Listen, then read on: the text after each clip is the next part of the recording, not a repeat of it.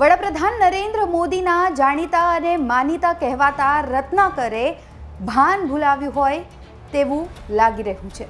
આવું અમે એટલા માટે કહી રહ્યા છીએ કારણ કે વિવાદાસ્પદ ટિપ્પણી તેમને મતદારોને લઈને કરી હોય તેવું લાગે છે। સોશિયલ મીડિયા પર ટ્વીટ કરતા તેમને મતદારોનો જ મજાક ઉડાવ્યો હોય તેવો ઘાટ સર્જાયો છે। ચૂંટણી પૂર્ણ થઈ જાય ત્યારબાદ મોટાભાગે એવું લાગતું હોય છે કે તું કોણ અને મેં કોણ।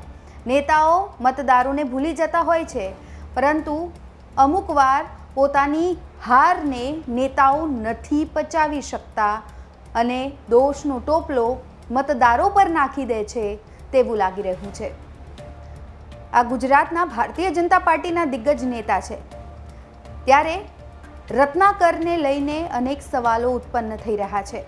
જો કે આ મુદ્દો એટલી હદ સુધી ચગ્યો કે રત્નાકરે પોતાનું ટ્વીટ છે એ ડિલીટ કરી દીધું છે, પરંતુ આ ટ્વીટ પૂરજોશમાં વાયુ વેગે વાયરલ થયું છે અને સવાલો ઉઠી રહ્યા છે કે શું ગુજરાતમાં ભારતીય જનતા પાર્ટી 26માંથી 26 બેઠકો પ્રાપ્ત નથી કરી શકી એટલા માટે આવું ટ્વીટ કરવામાં આવ્યું છે?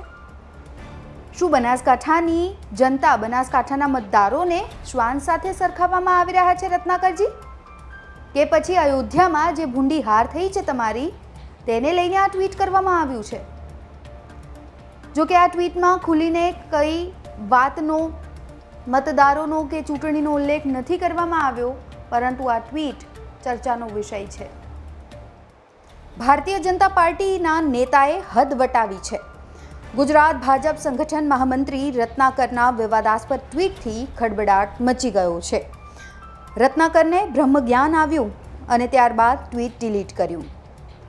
રત્નાકરે મતદારોને શ્વાન ગણાવતી ટ્વીટ તાત્કાલિક ડિલીટ કરી નાખી અને થોડીક બેઠકો ઓછી શું થઈ કે આ નેતા તો મતદારોને ગાળો આપવા લાગ્યા। ભાજપ સંગઠન મહામંત્રી રત્નાકરનું વિવાદાસ્પદ ટ્વીટ કેટલું પણ સારું કામ કરવામાં આવે, અમુક લોકોને તેના સાથે મતલબ નથી હોતો। આ ટ્વીટ કરવામાં આવ્યો છે, આ લખાણ લખવામાં આવ્યું છે અને ટ્વીટમાં આપ જોઈ શકો છો કે નવા બની રહેલા રોડ અને તેના પર ચાલી રહેલા શ્વાનનો ફોટો તેમણે ટ્વીટ કર્યો છે। તેની આગળ લખ્યું હતું કે કુત્તો કો વિકાસ સે મતલબ નહીં। આ મુદ્દા પર ઈસુદાન ગઢવીએ પણ પોતાની પ્રતિક્રિયા આપી છે। શું કહ્યું છે સાંભળીએ। ભાજપના નેતાઓ કેટલા નકામા છે। અત્યાર સુધી અયોધ્યામાં જીતતા તો વાંધો નહોતો, પહેલી વખત અયોધ્યામાં કારની હારનો સામનો કરવો પડ્યો એટલે જાત જાતના ટ્વીટ કરે, કુત્તે કો વિકાસ કી ક્યાં જરૂરત है, કુત્તો કો ક્યાં પતા ચલતા है વિકાસ કી। આ શું થઈ રહ્યું છે? તમે હાર્યા એટલે ઠીકરો અયોધ્યાવાસી ઉપર બોલવાનું, ભગવાન રામની જન્મભૂમિના લોકોને ગાળો બાંધવાની, હાર જીત તો ચાલ્યા કરવાની છે। અને તમે શું કર્યું છે? અયોધ્યાવાસીઓ જ્યારે ચીસો પાડતા હતા બુલડોઝરથી, ત્યારે તો તમે કોઈ ટ્વીટ નહોતા કરતા। અને તમે વાત કરો છો જ્યારે મોદી જીતે તો મોદીની જીત અને હારે તો હિન્દુઓ ઉપર ઠીકરો પડવાનો। જ્યારે હિન્દુઓની માતાબેન દીકરીઓ પર ટિપ્પણીઓ કરતા હતા તમારા નેતાઓ, ત્યારે તો તમને કંઈ હિન્દુઓની લાગણી ન દેખાડી।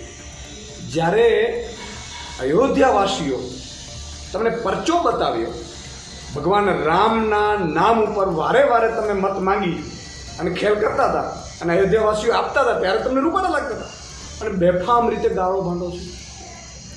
આ શું થઈ રહ્યું છે? આવી રીતે એમનો વાંક શું છે? અને અત્યાર સુધી તમે એમ કહો છો કે હિન્દુઓ આમ કરે, હિન્દુઓ તેમ કરો। ગુજરાતમાંથી દર વખતે તમે 26માંથી 26 સીટ આપીએ છીએ, આ વખતે પણ 25 આપી, કોણે આપી છે? મધ્યપ્રદેશમાં 29માંથી 29 આપી, કોણે આપી છે? એના માટે તમે કર્યું શું?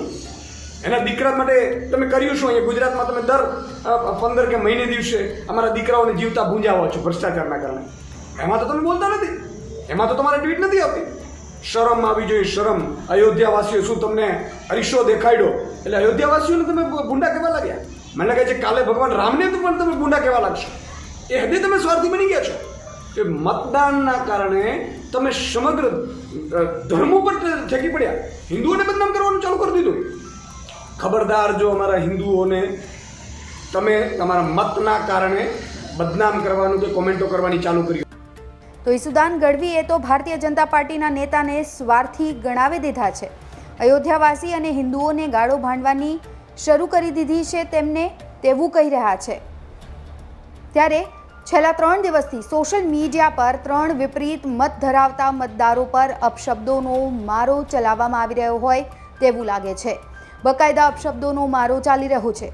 અત્યાર સુધી તો કાર્યકરો આ પ્રકારની હીન પ્રવૃત્તિ કરી રહ્યા હતા, પરંતુ હવે તો ખુદ ગુજરાત ભાજપના મહામંત્રી રત્નાકરે મતદારોને શ્વાન સાથે સરખાવીને લોકોને ખરી ખોટી સંભળાવી છે.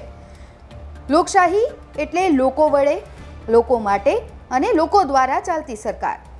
ખુદ પ્રધાનમંત્રી નરેન્દ્ર મોદી કહી ચૂક્યા છે કે રાજનીતિમાં હાર જીત થતી રહે છે. આપણે જીત મળે તો તેને પણ પચાવવી જોઈએ અને હાર મળે તો તેને પણ પચાવવી જોઈએ. પરંતુ ખુદ ગુજરાત ભાજપના મહામંત્રી રત્નાકર ભાજપને નહીં જીતાડનારા મતદારોને શું કહી રહ્યા છે એ આપ જુઓ.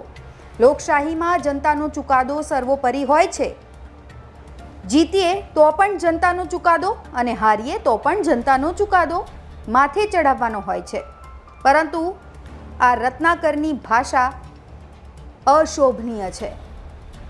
આ સમગ્ર મુદ્દા પર આપના શું અભિપ્રાયો છે કમેન્ટ બોક્સમાં જાણ કરજો. અત્યારે આ રિપોર્ટમાં બસ આટલું જ. ગુજરાતના તમામ મહત્વના સમાચાર જોવા માટે અને જાણવા માટે આપ જોડાયેલા રહો ગુજરાત તક સાથે. નમસ્કાર.